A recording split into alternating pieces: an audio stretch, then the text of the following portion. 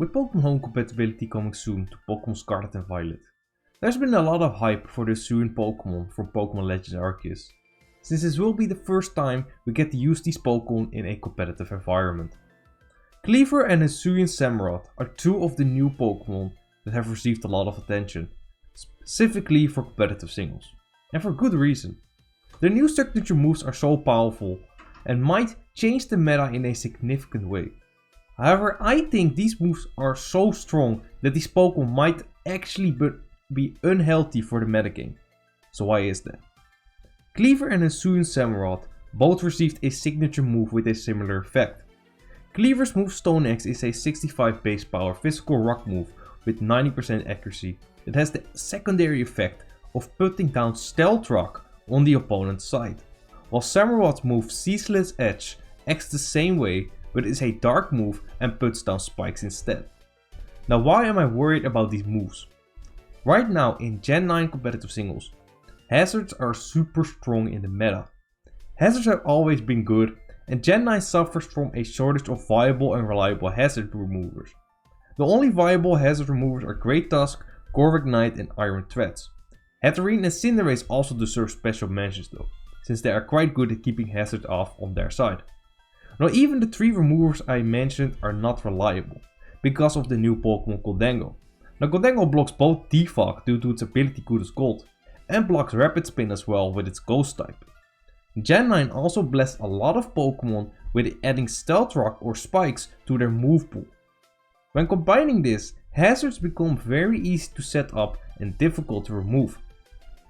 This is why I'm worried about the new signature moves of Kleavor and Hisuian Samurott. These moves don't just put down hazards, but they deal significant damage as well. 65 base power may not seem like a lot, but these Pokémon both have access to the new ability Sharpness, which boosts the damage of slicing based moves by 50%.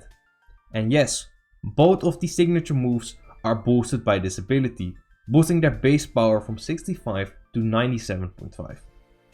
Normally, you would have to sacrifice a turn of not doing damage for putting down Stealth Rock or Spikes, but these moves do both. I cannot stress how powerful moves are that provide additional benefits.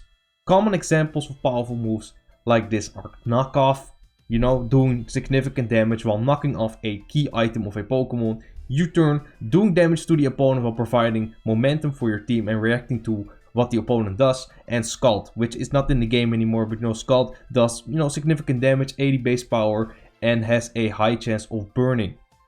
Now all of these moves do damage while providing a powerful secondary effect. With these signature moves, you don't have to make the decision whether you're going for damage or hazards, because you can do both. Ceaseless Edge does it even better, I would say, since you can put down multiple layers of spikes. What is also very important is that both of these moves have no immunities, making them super spammable as well. Now they do have an accuracy of 90%, so there is a little drawback, but the benefits of those moves heavily outweigh the 10% chance to miss.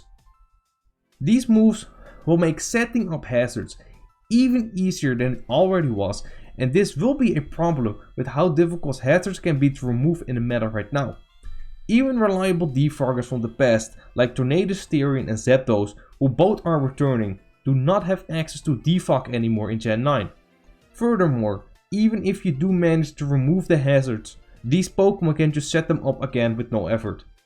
I wouldn't even be surprised if Kleavor gets used as a rock setter of the team, opening up that slot on another Pokémon like Great Tusk.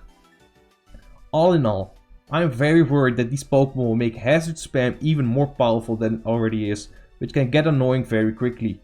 Maybe I'm over exaggerating, but these are my thoughts right now. But we have to wait and see until the meta, until Home comes to the meta. I'm very curious though to see what you guys think of these moves and the effect that they may have on the current meta, so please do let me know in the comments. Also check out my videos on the new Origin, Palkia and Dialga forms if you haven't already. And consider liking the video if you enjoyed or learned something new. Subscribe if you're new for more competitive Pokemon coverage. And thank you for watching.